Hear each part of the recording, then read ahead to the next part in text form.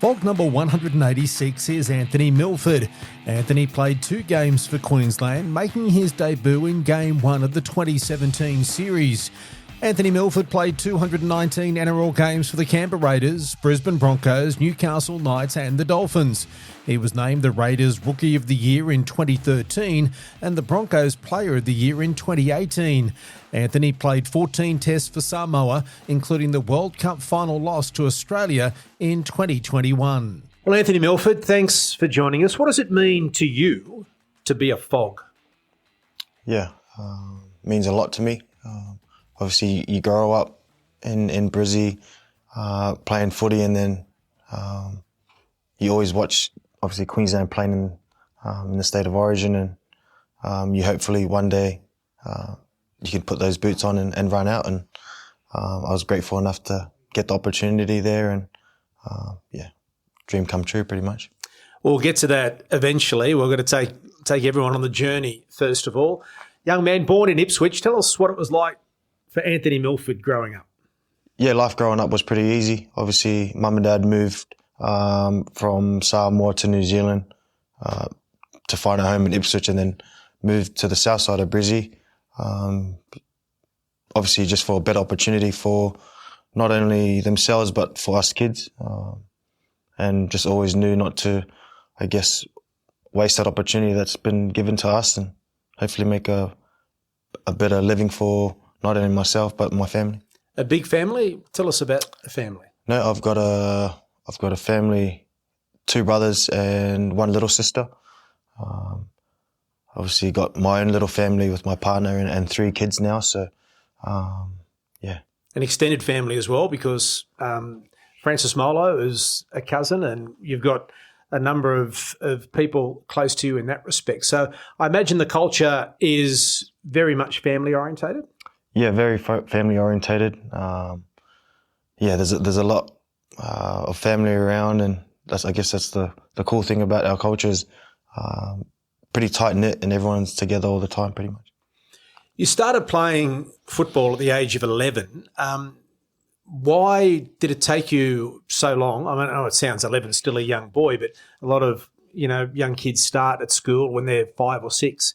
11's sort of about the mid-range age. What were you doing up to then, and why did it start at 11? No, I wasn't doing anything at the time. I think I tried to get Dad to chuck me in the team, but obviously just too busy with work, I guess. And when I was going to school, the boys kept talking about the weekend, and I guess I just wanted to jump in and obviously join in and on those conversations of what they're doing on the weekends. And yeah, lucky enough, Dad got me into a club there at South Caser Ridge, and never looked back from then. So you wanted to play, but never really had the opportunity. Is that right? Yeah, pretty much, especially when I was younger. Our weekends consist of either if we're not cleaning, we're at church. So that was us on the weekends, and then kind of found some time there on going to South. And Did you take to it straight away? It was a little bit hard to adjust to, but when I went to church, we kept playing. I'd play with the grown-ups there and touch, so it wasn't too much different other than getting tackled, but yeah, I enjoyed it. So after a couple of years, as a young man who obviously was standing out, you started to get noticed. Was there a turning point? Was there a time when you started realising that you had some ability and potentially you could play this game for a living? No, wasn't until I was in my teens. I got pretty noticed a little bit early from the Raiders, from Brian Edwards, and I guess I kept doing trips to Canberra for just development stuff with the footy. But I never thought I could, I guess, go to the next level with it. I just always enjoyed it. So that was like the fun part, going to camp, obviously getting kit, and then, coming back home and then resetting again. So I never did think it was going to be a job for me. How tough was it then as a very much a family sort of lifestyle to go to Canberra, of all places, the cold for a start? I suppose Ipswich gets a bit cool, but you were only growing up then. How big a shift? The under-20s competition was around in those days, so that's how you went to Canberra. How big a move was that for you, emotionally, I suppose? Yeah, it was big. It was the first time being away from home. And then probably at the time, I don't think my parents were ready to let me go, especially to Canberra by myself. But I was fortunate enough. The Raiders put me in a homestay with another family. So kind of gave that home feeling. And then there was times where I got a little bit homesick, but lucky enough, there was 4 or 5 boys already there from Brisbane. And yeah, any time that I guess missed home, just checked in with them and then, went from there.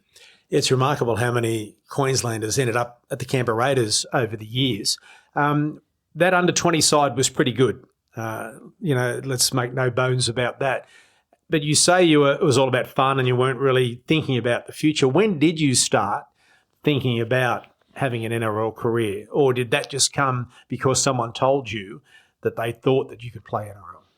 Yeah, well, when I first got the opportunity to go to Canberra,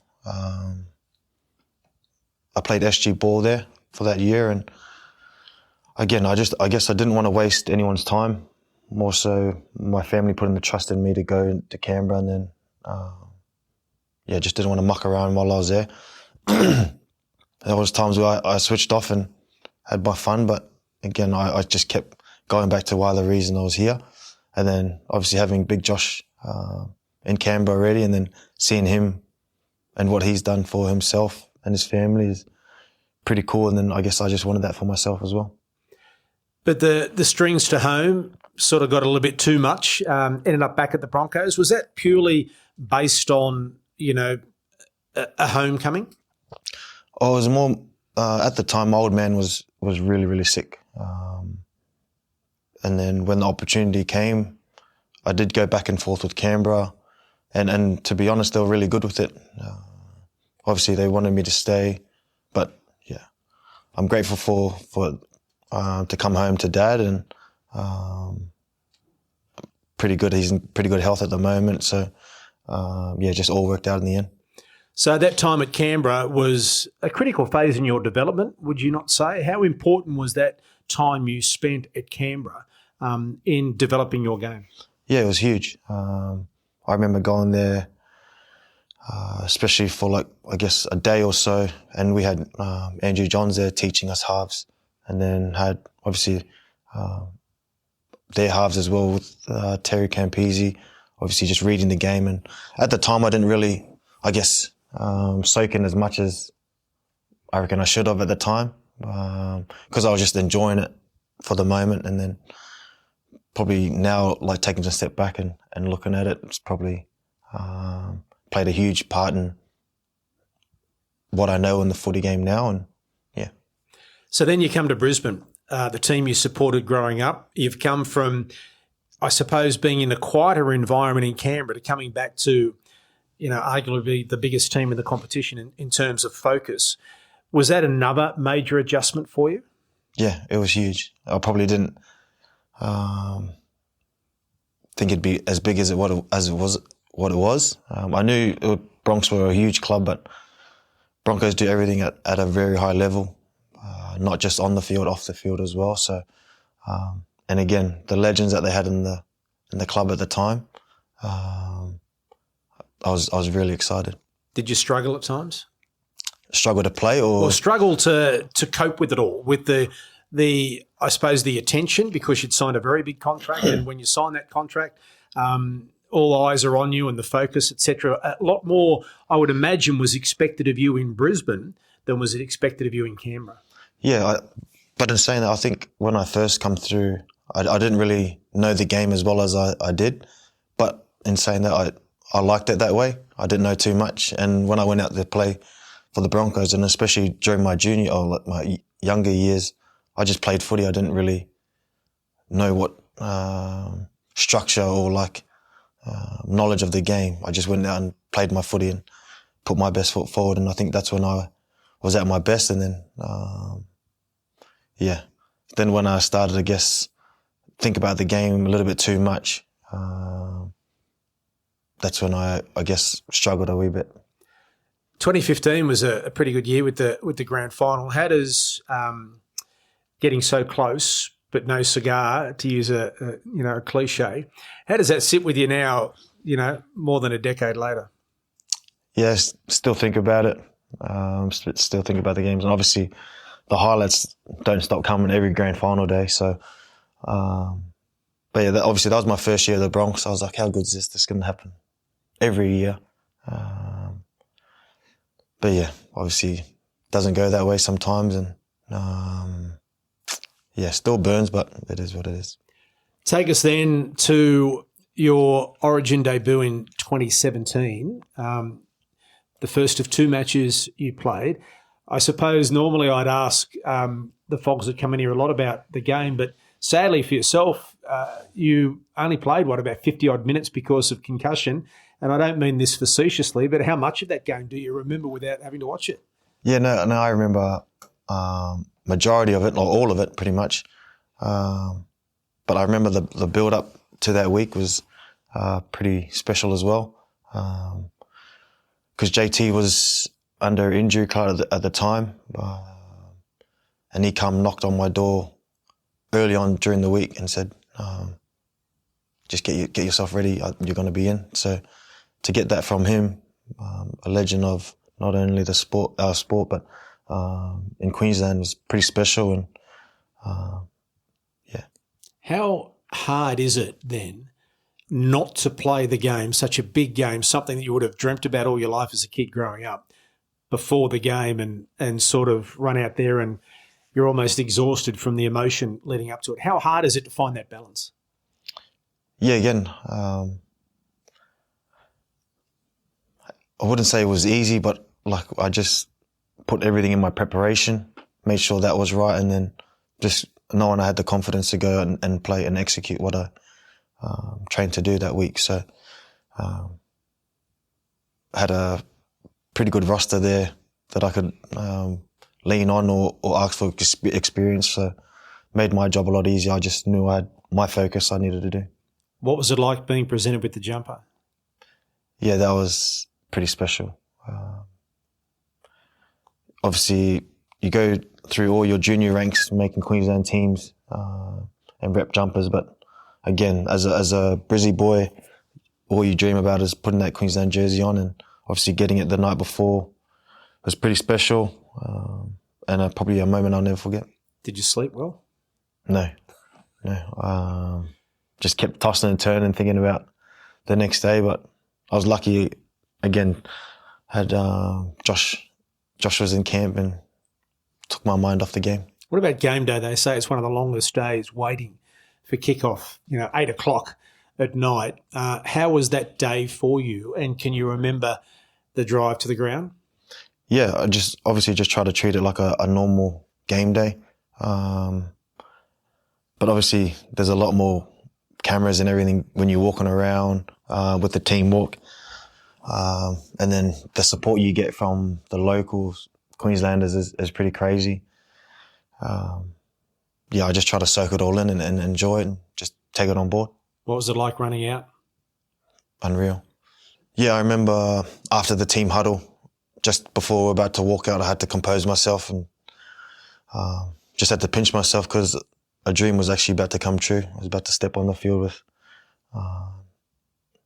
all the other greats that were in our team. Ran out, big roar from the Queensland fans, and then just had to look around and just be in that moment and be grateful for it. Every Fog basically speaks about the speed of the game. Was it quicker than anything you've ever played in? Very, very quicker. I remember there was a passage in play, and it was very, very fast. And then I was like, we should be near half time. I think looked up and it was only 15 minutes. I was like, back on my bike. So taken off with that concussion in under an hour, you're in the side replacing Jonathan Thurston, which is massive shoes to fill. Did that add any pressure to you, replacing someone like JT? It does, but I just try to not let it affect me. And again, JT come to me during the week and just kept telling me just play my game. and the rest will take care of itself. If I worry about that, then that will hinder my performance. So that's all I've done all week. So coming off with the concussion, did you think that may have been your last chance, that you potentially had one crack and you got a knock and you're out? So how important then was it to be named for a second time? Yeah, that was pretty surreal as well, that second time to get the opportunity again. That was in Melbourne. But again, I didn't join the team till maybe a day before captain's run. They had a bit of a disruptive week and I got the call up. So yeah, again, I was pretty stoked. I was very excited. And yeah. Was it different? Did you feel different playing for the second time as opposed to being the debutant? No, not really. I kind of got a little taste of it in that first game, and I knew what to expect that time. But I knew if I was just going to get that opportunity the second time, I just may as well just give it the best shot I can. And we come up short, but just grateful for the opportunity to put the maroon jersey on again. You were very much a young man then. How intimidating may not be the right word. I'm sorry if it isn't, but what was it like? You sort of briefly alluded to before, looking around the dressing room at the players you're about to play with in an Origin match. Was it intimidating at times? No, I was like a little fan. Yeah, I kept walking around, like see Cameron Smith's locker, see Cronks, GIs. So just boys that you've always watched when, I guess when I was in school and they were doing their thing. So again, real surreal moment. One that I'll never forget. So 2 Origin matches, but 14 tests for Samoa. How did you come to choose to play for Samoa? Yeah, I had the opportunity there to go on camp in 2013 for the World Cup. And I just enjoyed my time there. It's a different feeling, I guess, because you're representing your parents' side and your home nation. So, yeah. Where does that 2021 World Cup final, even though it was a defeat to the Aussies, where does that sit in your list of achievements? Yeah, that's huge. Obviously, didn't get the chocolates at the end, but what we went through that camp was built a lot of resilience in the team. Obviously, we got pumped there in that first game. Everyone wrote us off, and then to come back the way we did, I think, is a testament to the boys that were playing, and it just shows that Samoa's in a good place at the moment with their players coming through, and where we wanted to, I guess, just push on for the other boys to come through and wanting to play for Samoa. You played over 200 NRL games, Anthony, a couple of Origins we mentioned, 14 tests for Samoa, World Cup final. But how do you encapsulate your career? Do you think, because there was some highs and there was also some pretty low lows, do you feel as though that you achieved everything you could, or do you look back and sometimes think, if I'd taken a different course or if I'd taken a different decision, I might have still been doing something special? Yeah, I'd like to.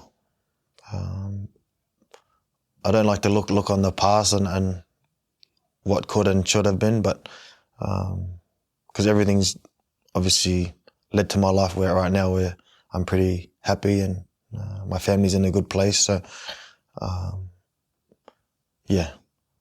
obviously now looking back, I'm pretty grateful for the career I've made. Made a lot of memories. Made a lot of good friendships along the way as well. So, I'm pretty happy with it. Who had the biggest influence on your career? I'd probably say Wayne. I always go for him. I always go to him for advice, or it's just a normal checkup. And he always checks in on me, which is pretty cool as well. So over 200 NRL games, 2 Origins, 14 tests for Samoa, grand final appearance. What do you reckon the young kid from Inala and under 11 South Acacia Ridge would have thought if someone said, Anthony Milford, this is the career you're going to have? Yeah, pretty crazy. Especially from the area that we come from, where I come from, there's not many boys that go on to play NRL. Can easily take different paths there, but I'm grateful that I stuck to one that led me to the career I've had. Well, Anthony Milford, thanks very much for your time. Congratulations on a wonderful career. Thank you so much. Thanks for watching this episode of the Fogs Queenslander podcast.